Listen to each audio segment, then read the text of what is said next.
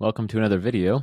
In the previous video, we derived the multinomial logit that can handle situations where there are multiple choice alternatives. In this video, we're going to talk about a limitation of the multinomial logit model called the independence of irrelevant alternatives. This property is what makes the multinomial logit so computationally tractable and mathematically elegant, but it also comes with a major downside, which is that it imposes unrealistic behavioral assumptions. These unrealistic restrictions on behavior are problematic for model validation and policy experiments. Understanding this IIA assumption is crucial for understanding when it's okay to use the multinomial logit or when a richer model is required. Let's start with the mathematics and then see what it means economically. The independence of irrelevant alternatives, or IIA assumption, basically comes out of the fact that the ratio of two logit probabilities does not depend on any other alternatives in the choice set. So what we mean by this is if we just take the logit formula for each choice probability, Pij versus Pik, if we take the ratio of those, then the denominators are going to cancel out. And so we're just going to have that the ratio of Pj to Pk is the exponentiated utility, the observable part of utility, for option J divided by the same thing for option K. So the ratio of the choice probabilities is nothing more than the exponentiated difference to utilities. Again, this is coming out of the fact that the logit model has this very simplistic structure, which is due to the type 1 extreme value assumption that we walked through in other videos. What this means economically is that all of the alternatives are equally substitutable. This is a restriction on behavior that is unlikely to be realistic. But before we get to the limitation, let's talk about the advantage of this assumption. So if we assume that the taste shocks are type 1 extreme value, that will give the logit choice probabilities, and that's actually going to enable us to simplify our estimation. One way that we can simplify it is by choice-based sampling. So the idea is that we can actually estimate our model parameters on a subset of choice alternatives, and then we'll get the same estimates or similar estimates up to statistical significance and sampling error as we would if we estimated the full model. So the way this works is that we can estimate a condensed maximum likelihood function. So this likelihood function is only taking into account the k alternatives, which is a subset of the j total alternatives in the model. And we'll get very similar choice estimates for the parameter estimates. This can be used to simplify estimation in a variety of situations, one of which is if we have rare choices, another of which would be we have so many choice alternatives that it's not even feasible to run a single model on a computer because the model is so high dimensional that it can't even fit on a single computer. So in that case, we might want to make the IIA assumption to simplify things to be able to get some parameter estimates, even if it's not possible to get all of them. So what I mean by that is we would want to impose the IIA assumption in situations where getting some preference estimate is better than nothing, because doing it the long way or the richer way would be intractable. So now let's talk about the disadvantage of IIA, and that is proportional substitution. And the classic example for this is called the red bus, blue bus problem, and we'll get to why it's called that momentarily. But for now, let's just suppose someone's choosing how they want to get to work. They can go by car, or they can take a bus that's painted blue.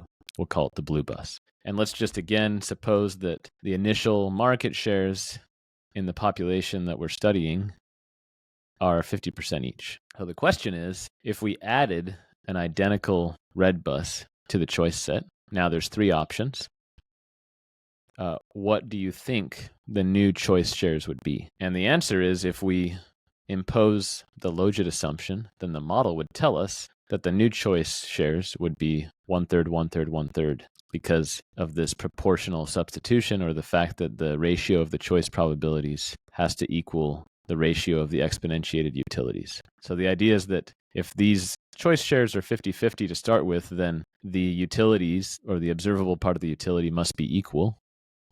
And so then if we just introduce a new option, then mechanically the ratios of the car and blue bus have to be equal to the ratios of the blue bus and the red bus and the ratio of the car to the red bus, because the observable part of utility was the same. So all we're doing is introducing a new option. We haven't said anything else about the observable part of utility. So obviously this is unrealistic because just introducing a differently colored bus wouldn't change the bus ridership by so much. So in reality, we would probably expect something like the same as the initial shares, except the red and the blue buses compete with each other and give equal proportion conditional on being a bus. So that would give a 50-25-25 distribution. So the problem here is that the IIA assumes that cars and buses are equally substitutable, but in reality they're not. So let's talk a little bit about what this implies in a different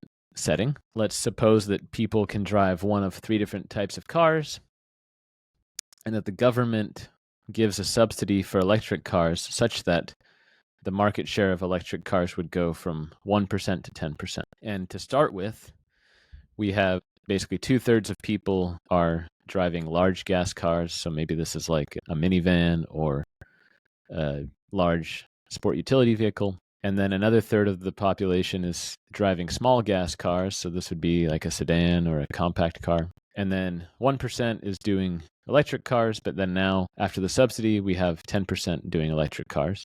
So the question is, the electric car share went up by 9 percentage points. So those 9 percentage points have to come from these two. But what would you think the new shares would be? Or where would these 9 percentage points be coming from? Just thinking to yourself naturally. If we imposed the Logit assumption, we would get this distribution.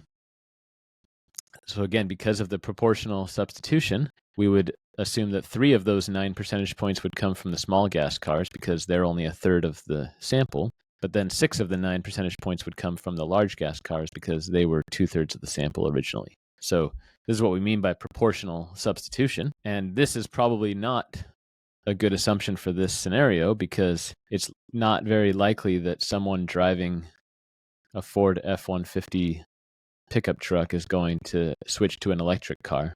The people who are switching to an electric car are probably the people driving sedans and compacts in the first place. So if we think about how people will substitute, it's not reasonable to think that this proportional substitution holds. So the policy implication in this situation is that the subsidy, if we assume proportional substitution, is going to overstate the gains in terms of gas consumption from having this subsidy for electric vehicles. So that's a little bit about the independence of irrelevant alternatives, or IIA assumption. And you might have heard of this red bus, blue bus example in some other class or at some other time in the past. It's a very easy example to illustrate that just adding a new bus with a different color is not expected to have such a strong substitution pattern as the Logit model would imply. And while there are these drawbacks to IIA, there are also computational gains to be had. In the next video, we're going to talk about how we can use the Logit model to come up with estimates of consumer surplus